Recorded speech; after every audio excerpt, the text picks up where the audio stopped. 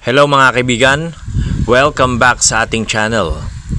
Kung napapansin ninyong may makakating mga kagat sa inyong katawan paggising ninyo, o may maliliit na insektong nakatago sa higaan, o parang may mga dugo sa bedsheet, posibleng may surot na sa loob ng inyong bahay. Sa bidyong ito mga kaibigan ay tuturuan ko kayo kung paano tuluyang mabubuksa ang mga bed bugs o surot sa inyong bahay. Mula sa paglilinis, mga natural remedies, hanggang sa mga chemical na talagang ginagamit pamatay ng surot. Kaya siguraduhin ninyong tapusin ninyo ang bidyong ito upang mawala ang mga surot sa loob ng inyong bahay complete. Ang mga surot o bedbug ay maliliit na insektong sumisipsip ng dugo ng tao habang sila ay natutulog. Madalas silang makikita sa mga kutsyon, mga foam, mga sopa, unan, kahoy ng kama, kurtina at kahit sa mga damit kaibigan. Mabilis silang dumami, kaya kailangang maagapan sila bago pa sila magparami at magkaroon ng infestation. Ito yung mga sign mga kaibigan na may surot sa bahay ninyo.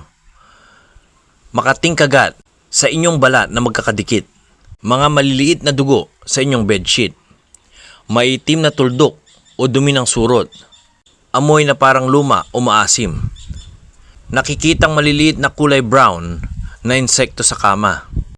Unang hakbang mga kaibigan ay ang general cleaning. Lahat ng bedsheet, punda, kumot, kurtina at damit mga kaibigan. Gamit ang mainit na tubig dahil hindi kaya ng surot ang mataas na init. Ikalawa, gumamit ng vacuum. I-vacuum ang lahat ng sulok ng kama, foam, sopa at sahig. Importanteng makuha pati ang mga itlog ng surot. Ikatlo, ibilad sa matinding sikat ng araw ang mga kutsyon at unan ng ilang oras. Makakatulong ang init para mapatay ang mga surot. Narito naman ang mga natural remedies o paraan para mapatay ang mga surot na ito sa loob ng inyong bahay. Nandyan ang diatomaceous earth powder. Isa sa pinaka-epektibong natural remedy ay ang diatomaceous earth powder. Paano ito gamitin? Budbura ng paligid ng kama, sa ilalim ng foam, sa sulok ng dingding. Iwan ng 2 hanggang 3 araw. Pinapatuyo nito ang katawan ng surot hanggang sila ay mamatay. Siguraduhin food grade ang bibilhin at iwasang malanghap.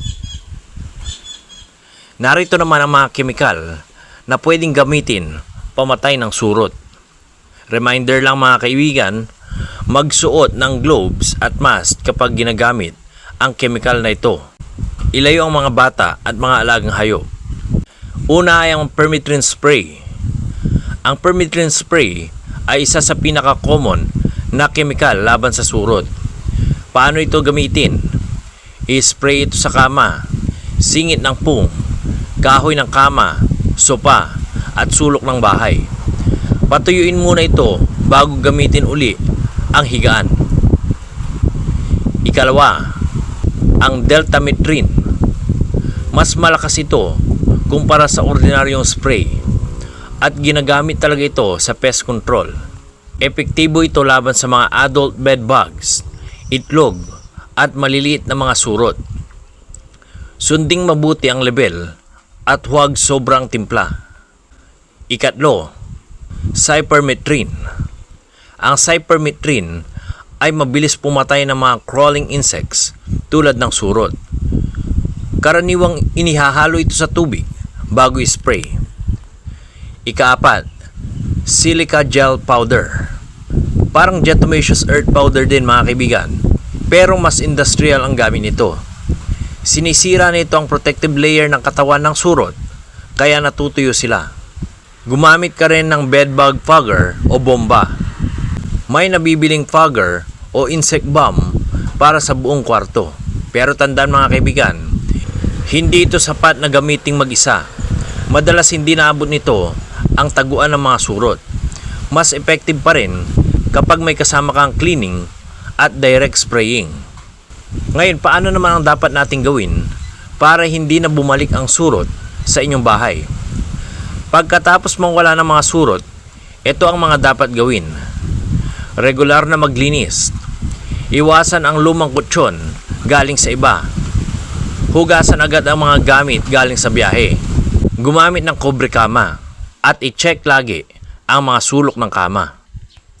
O ayan mga kaibigan, sana makatulong sa inyo ang videong ito para tuluyan ninyong mapuksa ang mga surot sa loob ng inyong bahay.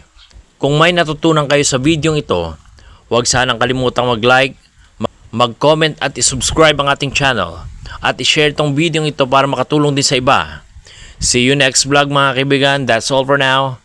And as always, have a nice day, everyone.